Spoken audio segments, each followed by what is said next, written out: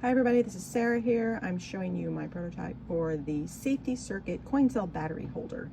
I wanted to make a battery holder that would be safe enough to give a battery to elementary age students to work on circuit projects like paper circuits or sewable circuits. And this is the standard size battery for these little lithium coin batteries. Unfortunately, they're not only a choking hazard, but they are also very dangerous if swallowed. So I always worry about handing them out in class and having a child put them in their mouths in class. We know a lot of kids that like to fidget and things like that. I'm also worried about, sending these home and having a younger sibling or pet or something get into a project that a child has left lying about with these batteries in. Now, I needed to make something that would not be able to be swallowed. So the first thing I did was look up what size things are not swallowable, and there is a lot of information out there on how big you need to have something so that it doesn't fit down a child's throat. And the consensus seems to be about 1.25 inches. Anything bigger than that on all sides is what would be not able to be swallowed. So I looked that up, and so my product is going to reflect that. I also wanted it to be easy to use and cheap to make. And for my purposes here, this is going to be either reusable or disposable. I learned as I went along that I could actually make it more reusable than I thought. So this is what I've come up with so far. I first did a prototype in Tinkercad that I will share as well a picture of. And then I went and made a prototype in real life.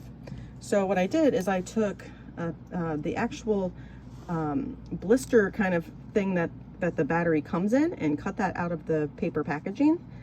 So I know that would be the exact right size for this. And I connected it to some pieces of plastic. These are two pieces of, this is just from one of those clamshell things that you get at like a takeout place, is that kind of thin recyclable plastic. And I cut out two triangles for it. And what I decided in the end is I was going to just leave it as two separate pieces, but I thought it would be great if it could be hinged in the middle. So it could be kind of one piece that you could, just be able to reuse, and it would line up correctly and all that kind of stuff. So here's what I've done. So you can see here, this is the part, I've decided that I'm going to have the positive side here is going to be the part that's facing up inside of the little circular blister part here. So what I've done, if you put the battery in like that, it fits in there perfectly. And there is a piece of conductive tape that was folded over and put underneath the plastic part here. And then there's a hole here. So you actually have access to the actual battery itself and also to the conductive tape here. I thought I'd leave that open, but in future iterations, maybe I would just close that circle completely. I'm not sure yet. This piece of tape goes all the way, on the back side here, it goes down this way, and it goes around and is folded over onto the front side here. The opposite side has a hole to access the negative, and a piece of tape, and this piece of tape is actually on the bottom here. And I did that because I wanted kids to be able to test it without, taping it down. So I have the piece of tape on the bottom on half here, and it's folded over so that it makes contact with the bottom here. And then I have these little holes here so that you can use them either for like alligator clips or for sewable circuits. And this is quite small. This is less than 2 inches in this way and this way, and then about 3 this way, and then from here to here is over 1.5 inches. So it's over that swallowable threshold.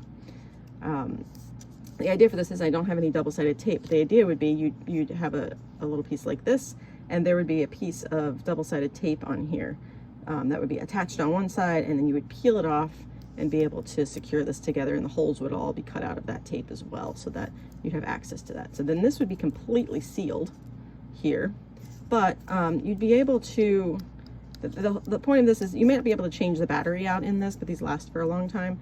But you would be able to reuse this piece as is once it's taped together. And I would feel okay handing this piece taped together, sealed all the way around, out to a classroom full of students, because they wouldn't be able to swallow it or get the battery out or anything like that. So once this is secured like this, what you would do is you'd get a paper circuit. I have one here that I've made up. Just back up here. This is my paper circuit that I have all made up. And this is where the battery is. Now, what I did find in doing this is I have to double check, but I don't know if all paper circuits are set up this way or not. This one that I printed out has the positive here and the negative here.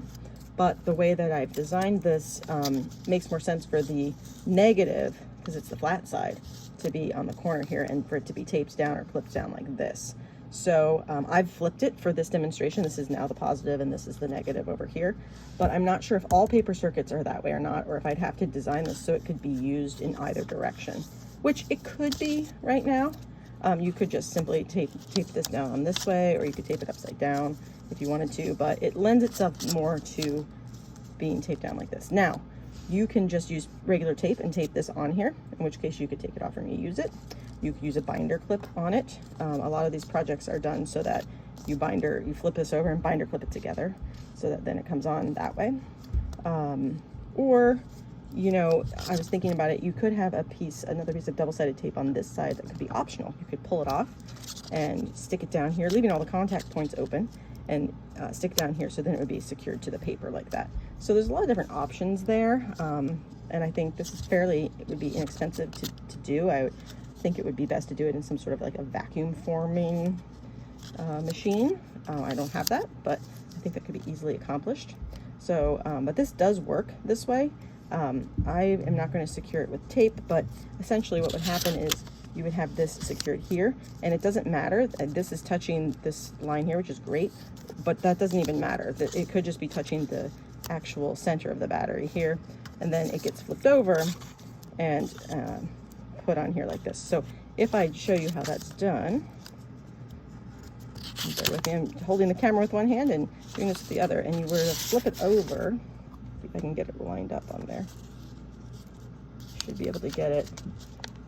Again, I don't have it taped down right now, but I should be able to get it so that it will go on. This is hard to do while looking through the camera.